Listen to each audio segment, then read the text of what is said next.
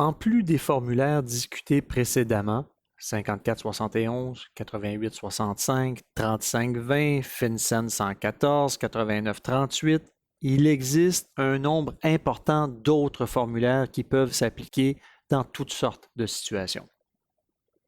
Voici un aperçu de ce que ceci peut représenter.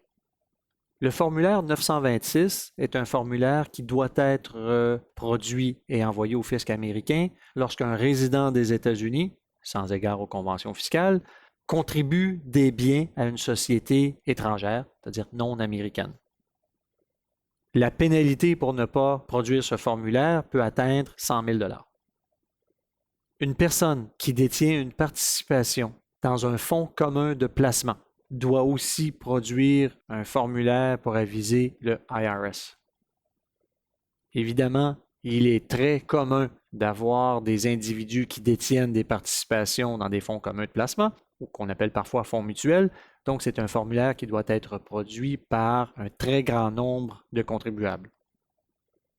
Il existe aussi un formulaire 8858 qui doit être produit lorsqu'un résident fiscal des États-Unis, toujours sans égard aux conventions fiscales, détient une participation dans une entité qui n'existe pas aux fins fiscales américaines, qu'on appelle les disregarded entities.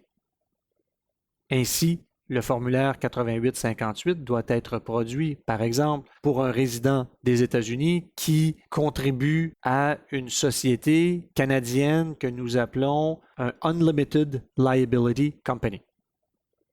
Ceci est un aperçu des formulaires qui doivent être produits dans certaines situations par des résidents des États-Unis en l'absence de convention fiscale.